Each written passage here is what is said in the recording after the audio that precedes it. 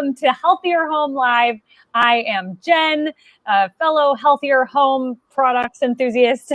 I'm here talking with Ken, owner, creator, master of all things healthy cleaning. How are you today? Lover of life, people, and pets. Oh, that's so good. Do you have that? Do you say that all the time? No, that's just off the cuff. That's right. What we do here, people. We bring it's in here so it can come out here. We are cheesy nerds, and listen, I love that you just said it's here and to come out here, because what are we talking about today, Ken? We're talking about cleaning. That's even better. The romance holiday. We'll call it the romance. It's not really a holiday. That's right. We are cleaning for Valentine's Day so that we can say what's in our hearts and it comes out our mouths perfectly. Right. Now, in full disclosure, just personally, I'm not really a Valentine guy. I always thought, better to give those flowers to that person maybe sometime during the year rather than that time when, everybody's just kind of doing it because. But yeah, isn't it nice to kind of surprise somebody with a flower or something nice and come home from work, long day? You got to. And our producer Bess there says, treat yourself, Ken. You need to get yourself some Valentine's Day goodies too. Why not? How can I say no to Bess? I love it. Well, what are we going to be looking at today? I know we're going to be highlighting some products. Did you want to show everybody our beautiful Healthier Home Products website there? Sure. That is our gorgeous Healthier Home Clean Walls person, Erin. She's so good in helping people when they got questions or comments or have some strange situation that may come up. Erin is the person you're first going to meet on that phone, and she is there to help you. She's just, if it's 10 stars, she's an 11. She's that oh good. My gosh. Look at that. Speaking from the heart, Ken, all day. We love Erin. Yes. So go to Healthier Home Products if you want to see any of the products that we might talk about today or any other day on Healthier Home Live, really. That's right. Yeah. So as we were talking about this with Valentine's Day coming up, we thought it was appropriate to talk about couples and just the facts. I just like the facts. If you look at couples and all these surveys, there's so many surveys that are out there right now and studies that'll give you information on practically anything. But sharing household chores was one of the top reasons people list for a successful marriage. And I believe that to be true. There's probably more that can be plugged into that, but helping each other out is probably a good reason to like each other. For sure. But in those reasons, it's second only to faithfulness. And we'll just say, remember we talked Pee-wee's Playhouse, that word that's going to come up? Yes. Amorous, what is that good word? Amorous actions or good amorous activities. Those are another reason for a successful marriage. Right? I could just see the furniture bouncing up and down the boat. So 62%, Jen, say that sharing household chores was very important to a successful marriage. And I think if you look at your own world, I think a lot of people would tend to buy into that. I think that's true. Yeah, I agree. I think so. This gets kind of interesting. And, I believe in full disclosure here, men's participation in household work has doubled in the last 40 years. And I know that from my peer group to be true, because I just look back a generation to, my father was just not going to do much in the way of household chores. It just didn't happen. I mean, you'd have a hard time distinguishing between death and the natural movement of him trying to help around the house. Now, let me ask though, did your mom have a job outside of the house as well? Well, up until I was about 12 or 13, the answer is no. Okay. So she was a homemaker, truly. So it wasn't an issue of, it was just a shared thing. My father did all the stuff on the outside and whatnot else, but it was just, that was considered to be not his role. And that's just, I guess, the way it was. But yeah, we kind of played into those specific stereotypes. And as things have changed, we've changed with them, which is great, I think. I think so too. There's nothing wrong with that. I mean, in my neighborhood, I see the ladies of the home cutting the grass. Like, I don't mind doing this. I'll cut them. I've never seen that growing up, but that's the way. It's a good workout.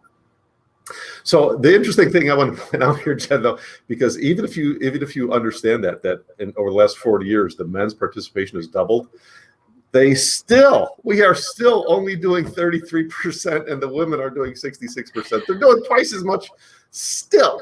Let me get this straight. You were only doing 17% of it Yeah, before? that's kind of the way those numbers shake out, and that's nothing to be real proud of. So yeah, that's not good. And so I pull up these pictures because this might be what that looks like. So you see a guy, maybe roll down a little bit, Bess, those first pictures.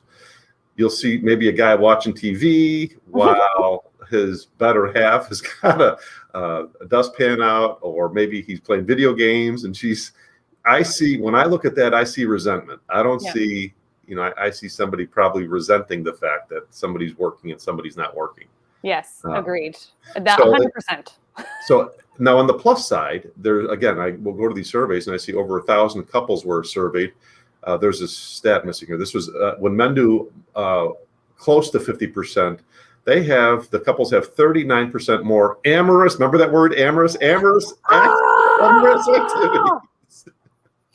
So we'll say that's a good thing, right? That's amorous activities, laying down with each other. We can kind of figure out what that is. Yeah. And further on, couples that divided the house cleaning tasks had a 34% more amorous activities taking place. Amorous activities back on there. So what does that lead to? It's a greater sense of fairness. And again, look at these pictures now. Now you see a couple that might be washing dishes together. A greater sense of fairness, greater sense of mutual respect. That's a big thing. Yeah. Greater sense of respect. And it makes it more likely to appreciate each other. If someone's, I like doing this myself. If I'm cooking, I will clean the dishes as I go because I don't want a big problem. But it's nice if someone's cooking, someone's kind of cleaning up after them, because nobody likes to do both of those things. Yeah, no, it's true. So that's just kind of like our overlay to what we're talking about here on this Valentine's coming up. So if we peel the onion back a little bit, I take a look, another study, Ken. Ken likes the surveys. And there's a lot of these studies. There are actually a lot of them. I just happened to pull this one out because the graphic was cool. So cleaning the toilet, no surprise, is one of the most disliked household chores. Cleaning the oven might be number 2. So cleaning the toilet. So why do we not like cleaning the toilet? Number 1, if we take a look at these reasons, it's hard work. Yeah. Number 2, there's harsh chemicals. They'll make you cough oftentimes, and that's because the products that are often in there are hydrochloric acid or something very volatile that irritates the bejesus out of your lungs. So your lungs are trying to tell you, let's get out of here. Oftentimes the cleaners may not work well. They're dangerous. And a big problem for people with cleaners is single-use cleaners. Like you might have something that's only good for a toilet, or only good for a shower, or only good for, yada, yada, yada. People don't like that. Yep, it's so true. And all of these look like they are the worst chores. Unclogging the sink, I mean, ugh. Right. There's a lot of joy with that one. So, we can't solve all of them right here, but if we're going to say bathroom cleaning has these problems, you're the guy, you're only doing 33% of the tasks as it is. Let's step up our game and let's do it the easy way here. So I'm going to introduce you to your new bathroom cleaner. Oh, I love that. This is one of my favorites. Right. This is our bathroom magic, and you'll see there's some real nice graphics on here. This is an unusual bathroom cleaner because it uses a naturally derived low pH. It's called lactic acid. You've got this in your body. So it's not one of those crazy sulfuric, hydrochloric acids that are out there. It's a nature-based acid. And what do? First of all, it's designed to break down calcium, lime, soap scum, but we gel it. We gel it so it clings to the surface, because these bathroom cleaners that are doing this, they need a little dwell time. They start to break down the soil. So we gelled it to keep it on the surface and out of the air. Yeah. So it's going to do a great job cleaning. But as you see on this first picture here, you can see it kind of running down. That's a gel that's clinging to that bathroom area. Yeah. And actually it's called, the name is perfect, Bathroom Magic, because it is like magic. I love it. You're on a roll. You're on a roll. I'm only as good as my partner, Ken. So you see this next picture here, this toilet. You've got a toilet with the usual suspect problems on it that everybody likes to leave the bathroom before they got to clean it. But you see a before and after. There's no harmful acids in this. And who wants harmful acids around? We've got precious body parts that we don't want to have acids around. Yep. So when you clean your toilet, it's going to do a great job cleaning all of those soils, the rust, the hard water stains, the calcium that might build up in and around the bowl. It'll be good for all the surfaces, whether it's the porcelain, whether it's a toilet seat, whether it's any other surface that's around there. And you can use it inside the bowl as well with your scrubby thing? Absolutely. I sprayed inside the bowl, just let it sit because it's just going to work its way around the bowl real easy. And I spray the outside, wipe that down with a sponge. And I mean, it'll clean that outside of the bowl and make it sparkle like crazy. It looks like a brand new bowl. That's amazing. So it's powerful. It can be used on any surface. Like I say, it can be used on porcelain. It can be used on all the tiles you've got, whether they're ceramic, porcelain, you've got glass or fiberglass, any of those bathroom surfaces. On the shower, this is actually brushed nickel. It's got no abrasive, so it's not going to damage those surfaces either. Brilliant. I so love you've that. taken care of, what did we say those problems were? People didn't like these products or didn't like to clean the bathroom because it was hard work, harsh chemicals, cleaners didn't work well, they're dangerous, and they're single use. You got one product that solves all of those problems. And you know what you're going to do, guys? You're going to take away the number one problem for your Valentine. You're going to step up and start cleaning that toilet, and you're going to love doing it because not only all those things I said, this product smells great. It smells like grapefruit. Yes, it does. So what are you going to do? You're going to buy that one product. But you're going to love that product. We've got more products for you to buy anyway. Yes. And you're going to not give it as a Valentine's gift. No, you're going to give the gift of cleaning as the Valentine. You're going to do some cleaning. You made a very important distinction. You never buy a vacuum for your loved one. Never. Unless it's my husband. My husband would love to have in fact, I may have bought him a vacuum before. But I know that guy, and I think I know that to be true. I think that's probably a true statement. Yeah, I love that. He loves to vacuum, and as you saw, Beth said earlier, her husband loves to do dishes, and she calls him Danny the dishwasher. So I think they've all got their little things they like to do. I actually don't mind doing dishes either. In fact, I rarely use the dishwasher. I just, I don't know. I don't think it's that big a deal. Yeah. So moving on, what's another one of those tasks? Number 2 on the list, Jen. Number 2, cleaning the oven. Cleaning the oven. Now, I went into a friend's house, and it smelled like someone was cooking a gym shoe. And I asked him, what's going on? They said, well, it's a setting on the oven to help clean it. I couldn't believe, I mean, I'm not exaggerating. It smelled like burning rubber inside the house. And the whole house was smelling like that. And I thought, this isn't exactly a good thing. It's not going to encourage me to want to do this again. Yeah, no. Mm-mm. And the other choice people have are oven cleaners are caustic lye, which is an incredibly dangerous, irritating product. And then they aerosolize it. So you spray this stuff and it's floating around the house, and it's an absolutely horrible thing to have in your kitchen. But it does break down the soils. I'm not going to say that doesn't happen, but those are reasons people don't like doing these things. It's not a pleasant task. It's just like the first one. It's hard work, harsh chemicals. Oftentimes they don't work well. They're dangerous and single-use issues. Yeah. So we are going to introduce you to a new product, our kitchen and home cleaner degreaser. This product is so incredible. I'm so excited. So incredible. There's a video. I'm not sure you got that, Bess, but there's a video showing how unusual this product is. It's got a surfactant package that works really well under dilution, but what it does is penetrate the soils. It'll get down to the soils and start to spread out. There's a wetting that it does. And you can spray this on. You've got a baked on oven here. We'll say this is actually an oven door. You could spray this product on and just let it sit. And it's going to be pleasant enough. You're not going to have to worry about running out of the house or closing the door. You can just spray that on and let it sit. And this is a water-based product. There's none of that caustic lye, aerosolized that you got to worry about.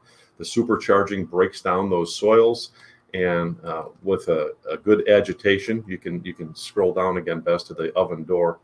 I think she's probably trying to load that video because she did okay. have it. It's all right. Video's not playing, technical difficulties. That's okay. Every once in a while we get a difficulty, but the before and after is all you need to see anyway. This is an oven door, and this is just a water-based cleaner that we just let sit. We edge right there, perfect. And we just agitate that surface and with like a scouring sponge and wipe that down.